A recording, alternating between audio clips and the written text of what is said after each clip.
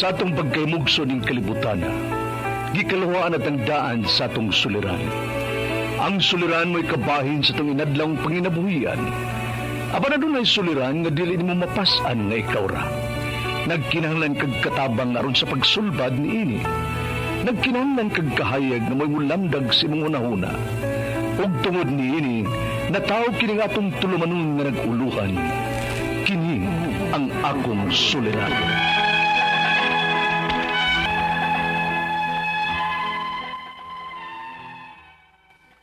Mayong adlaw kaniyong tanan nga nagpaminaw karon ning tulumanon kini ang akong suliran.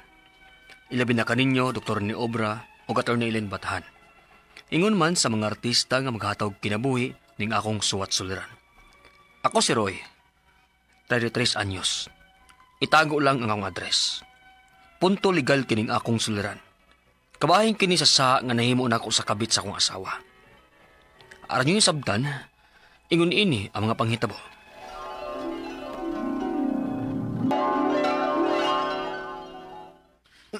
Ani mo, ikaw mo nag-drag isa sa akong kinabuhi. Ari, oy, day! Usay sana ko ni mo, ha? Ari! Gusto na! Nagmahay kong nagpakasal ko ni mo! Unsa? Ikaw pa may moingon, ana? Nga ikaw man maoisig, panagman ako! Bantay lang yun ka, ha? Hapit na yung kumapalya ni mo! Day!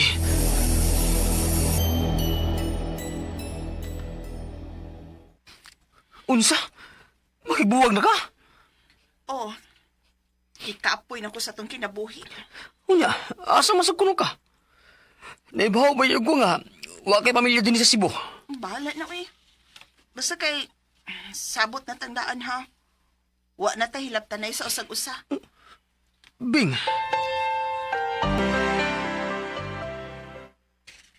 May gisaligan di ay. Ha?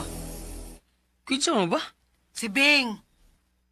May uyab naman kuno dayon pagbuag ninyo. Unsa? Dong Roy. Dali sa godong. Unsa ma?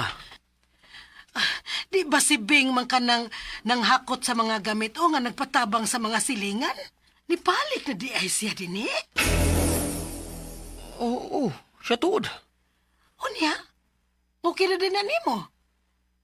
Naa pa siya kauban nga lalaki oh. Ya, sagdil na naman eh. Nagsabot naman sa dumi nga, wa na may hilab tanay. Roy.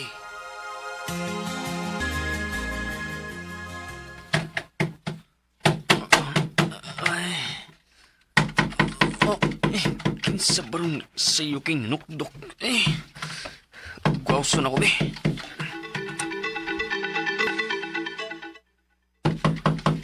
Brad! Sa iyo ha, burin yung nanukdok din ha. Ay, pagbuot, oy. Punaw na sa kunubing be. Nga naapay mga natog. Dili mo maikog. Uy, tayo pa. Nilapas naman mo. Ikaw naman ninyong kaapay ang party sa mong yuta. Sa inyong yuta, oy. Naapagyapoy ko katungod no anang yuta, ah. Kay dili pa ta anold. Asawa paghihapon ko nimo. Unsa?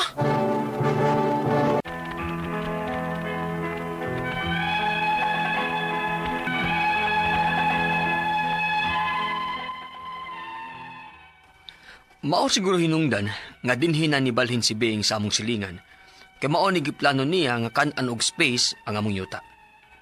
Gipasagdan lang nako para wa nay samok. Pero sukad nga nibalhin sila sa among silingan, samok na kayo ang among kinabuhi. Unya. Oh, nagunsa man ka dinhi, Bing? Ay, wa na may makaon, oy. Maong nagkinahanglan ako sa imong sustento.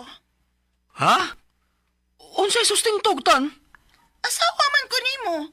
Maong obligado ka nga mohatag nako. Bahala ka, oy. Kung anong dili man ka mangayo si mong kabit. Di ka mohatag? O sige. Tanawon tag unsa ka kagahi. Ikihata ka. Unsa?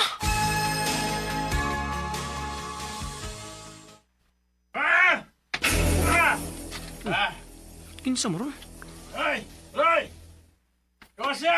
Nak, Kawasya! ang kaipon karon ni Bing nangita nimo. Unsa ma? Kawas, Roy! Sige ma, akong gawson. Unsa may problema ni mo, Brad? Ayaw tawag kag Brad. Ha? Yan ang dili naman mo mamahawa dili. Unsa? Ug ganong kami man maoy mamahawa? Kibaw ko nga bakay gusto sa kong asawa. Kibaw ko! Kung magkaangkong kag-asawa, no? Ngano? Kasado ba gud mo? Animala ka, patyo ka! Brad, kanang konsilyo ba? Imo ni palayo na! Hayop ka! Patyo mo ang tapon ni mo! Diyos ko! O sige, buhati ka na! Sandipis na to ako! Sandipis na to! Ikiyata ka!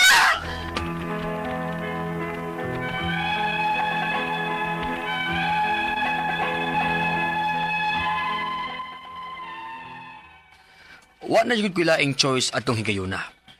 Nisukol na lang jud ko. Kay kung wa pa na ako mailog ang kutsilyo, patay na unta ko karon. Pero wa ko mahadlok nga ikiha ko. Musukol ko unsa may kaso nga ipasaka sa akong asawa nako. Ang ako mga pangutana mao kining mosunod. Unang pangutana. Sa nag-ipon pa mi sa akong asawa, pero may kuniyang dawg-dawgon. Kulatado kay ko. Kung may bawsi para sa mga babae, unsa man ang sa among mga lalaki? May kaso ba ko nga pwedeng ipasaka batok niya? Ikaduhang pangutana. Husto ba ang akong asawa nga naa pa siya katungod sa among yuta kay dili pa mi anald? Pero buwag na mi. Og sa nag-ipon pa mi, ako ra gyapon may nagbayad sa yuta. Ikatulong pangutana. Obligado ba day kong muhatag gyapon sa akong asawa og suporta? Nga buwag naman mi? Og may lain na siyang kaipon, unyawa pag yun may anak. Ikaupat o katapusang pangutana. Buhi ra ang kabit sa kong asawa. Pwede ba na ako siyang kasuhan o grave threats? Kaya nang hulga man siya nako nga iya kong patyon. Pero siya maoy naa sa ospital ron tungod sa akong pagdunggab niya. Og base sa akong pagsaysay sa panghitabo, self-defense ra ang akong gibuhat.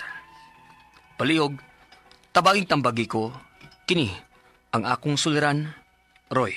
Maayong adlaw mga suking tigpaminaw kini si Attorney Elaine Bathan gako karong adlaw ang muhatag ninyo og tambag, tubag, solusyon, kalinawan sa inyong mga pangutana, mga problema na may punto, legal, personal, mga pangutana nato kabahin sa ato ang mga kapikas, karelasyon, kabanay sa ato ang mga properties, mga kontrata, mga dokumento nga legal, maskig unsa pa ng mga pangutana ninyo dinha, ipadala dayon inyong suwat sa suliran_612@yahoo.com or sa ato ang Facebook account nga kini ang Akong Suliran Official Writers Page. Pwede sa datong ipadala sa 3rd floor, Jose R. Martinez Building, Osmeña Boulevard, Cebu City. Kumusta man guys? Kumusta man ang ato ang mga suking tigpaminaw? Hinaot unta nga sa mga matag adlaw nga maminaw mo punto medical man or punto legal. Medical kay si Dr. Obra man na ang hatag natog tambag, and of course ako Attorney Elaine para sa mga legal nga mga pangutana na agyud gihapon may makutlo na mga pagtulunan, dili lang nga nalingaw mo sa ato ang drama sa kahanginan, usahay katawanan, usahay makaguol, makalagot, pero may ta nga ang kanang mga pangutana sa ato ang letter senders makalamdag sad ninyo, makatabang sad ninyo ug makahatag pud ninyo og giya, no? Para in kaso di ko gusto nga maabtan mong ingon ana nga suliran og pangutana, pero just in case kabaw mo unsaon pagdeal ni nga mga pangutana og mga problema in life, di ba? Greetings sa tanan mga nag-like ug nag-follow sa Elaine Tantengco Bathan sa Facebook, The Law and Me nako nga official page, The Law and Me by Attorney Elaine Bathan gyud ni guys. Pero thank you kaayo kanipod ato ang commenter diri nga sa ako ang page niingon. Si Marie Villa, a gorgeous lawyer listening agoy from Brisbane, Australia. Ako biyang igsuon Marie Villa, no? Kay taga Brisbane pod. Si Mini, no? Baka na Minyo pod siya og taga dinha, pero Pilipino pod before, ng Australian citizen sa ni sila.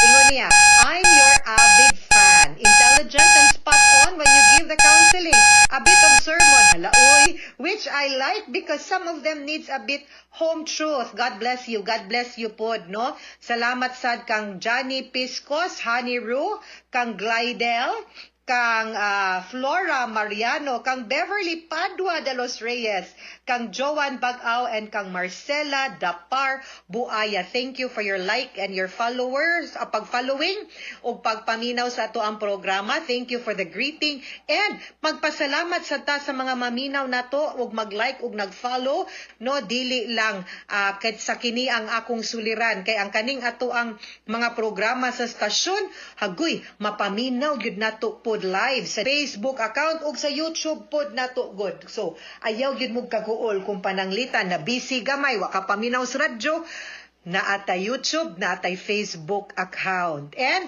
thank you sad sa mga naminaw karon live sa radyo. Salamat kaayo ninyo. Punto legal ta karong adlaw ug ang ato ang letter sender tawagon nato sa pangalan nga si Roy. Di man ni siya musulti og asa siya ipatago niya ang iyahang address kay medyo sensitive ni no ang ato ang drama kaganina nga napaminaw ug ang sa situation pod sa ato ang letter sender, at least no pagsugod pa lang ning angkon siya nga nakasala siya, no? Nakasa gyud ni siya. So naag ni siya ay nabuot na himo gyud, no? So mao ni ang iyahang unang mga kabay man ni sa relasyon, no? Kay murang nakasukol manggod siya na nagka-enkwentro lagi kay kani laging mga bawal nga pag-ibig, guys. Unsaon man gyud ni? Sige lang, ato ding no judgment ha, no judgment here. Unang pangutana, sa nag-ipon pa mis akong asawa, permi ko niyang daog-daogon, kulatado kaayo ko. Kung naamay vowsy para sa mga babay, unsa man sa among mga lalaki, kay may kaso ba ko nga pwedeng ipasaka batok niya. Okay, Women's Month celebration kay Marso ta karong mga panahon na. Timing yun kaayo. No? Kani manggong violence against women and children, kabahin manggod ni sa mga pagprotektar, no, sa mga kababainhan ug mga bata laban sa mga abuso nga mabuhat pod sa mga lalaki nga ilahang karelasyon, no? Whether it's a dating relationship, common law partner, or legally married to each other, no, nga usahay maprotect nga subject sad sila to abuses or pag-abuso, no, nga nagkalain-lain nga klase sa abuso, dili lang physical, verbal pod appeal, psychological, emotional, financial or economic nga abuse, no, or kana nagprotektar ni pero mo lagi ning ilang ingon sa mga babay. Karon bali ang iyang pangutana kay para niya sa una siya dili siya abusive husband, siya ang battered husband, no? So ang pangutana naabay ka. So of course, no? Na may mga basic nga mga balaod under the revised penal code. Sama sa mga unjust vexation, physical injuries, nga pwede po ninyo nga mapasaka batok sa inyong asawa nga manakit ninyo physically, no? Ikaduhang pangutana, husto ba ang akong asawa nga naa pa siya'y katungod sa among yuta kay dili pa man mi anal pero buwag na mi ug sa nag-ipon pa mi ako ra gihapoy nagbayad sa yuta. Okay. Now ang ato ang situation, no? Ang situation nimo is ang imong asawa nakasa nimo. Now, ang ato man kong ingon nga the guilty spouse wala gyud na share sa conjugal properties, no?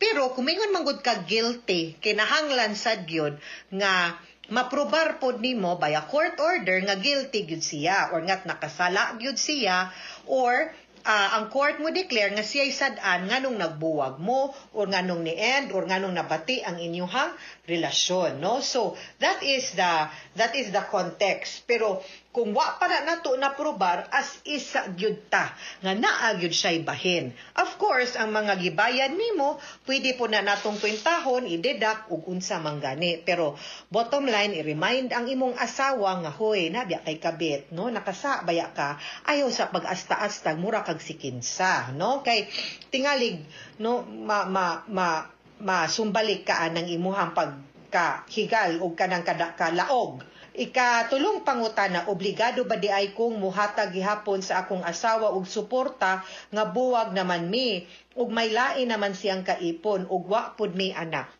Legally speaking, ang suporta manggod duha na ka klase nga support. Child support, suporta nato sa ato ang anak whether naminyo ka sa mama or sa bama anang bataa or wala. Obligado gyud ka ngan nga ikaw ang papa. That's child support. Second nga klase nga support is spousal support. Legal spouse ang tawag ani, meaning to say naamoy papel na ay dokumento pagpamatuod nga minyo mong duha or you are legally married and part man na sa obligation nga spouses are obliged to render support. Dili ra ang bana ngadto sa asawa, ha? Ay mo pag-ingon ana, pwede bayag ang ang bana mangayo pud siyang asawa kung mas capable ang asawa kaysa sa bana, pwede gyud mangayo ang bana. Gani lang usahay ang garbo bangan nga laki mo'y nangay support. Pero kibaw mo, naagyoy mga kaso nga mga ingon ana nga mangayong suporta. No? So, right now, wa mo'y anak, di ka obligado mohatag, pero sa nga naa siya'y kaipon, you don't have to give. Kay buthon-naon she is living with somebody illegally and you can even sue her for adultery. Okay? Upat o katapusang pangutana. Buhira ang kabit sa akong asawa. Pwede ba nako siyang kasuhan o grave threat? Kay nang hulga man siya nako nga iya kong patyon, pero siya maoy na sa ospital ron tungod sa akong pangdunggab niya. O base sa akong pagsaysay sa panghitabo, self-defense ra ang akong gibuhat. Okay, ang pwede gud nimo, pwede man nimo sa ikiha grave threat, pero nga di man nimo sa ikiha og ang iya mong asawa for adultery. Kay kanang adultery maunay kaso nga ipasaka nato ngadto sa babae nga minyo nga nakighilawas, nakigrelasyon, di gani puyo, kani gapuyo pagyud sila, unsaon kaha ni, no? So I think mas grabe pa ni, no? So I think it's really ripe for an adultery case para mas klaro ang imuhang basihan nga di ka muhatag og suporta. Baga punig na ang imong asawag mga ipasag support nga nagpuyo naman siya lain. Ato sa papangayo siyang laki na buang nayabag siya. Anong nimo man siya no ta mangita suporta nga naka kaplag man siya lain. Amunay pabuhian niya ayaw ikaw no. Move on mo sa inyong kaugalingong kinabuhi. Ana ra gyud na ha. Mga suking tigpaminaw, hinaot unta nga namoy nakutlo na pagtulunan karong adlaw. Kini si Attorney Elaine Bathan, daghan kay salamat sa inyong pagpaminaw sa atong tulumanon hangtod sa sunod nga sugilanon dinhi gapon sa tuang programa kini ang akong suliran gikan sa RMN Production Center, Radyo Mo Nationwide. Tatak RMN, daghang salamat o maayong adlaw.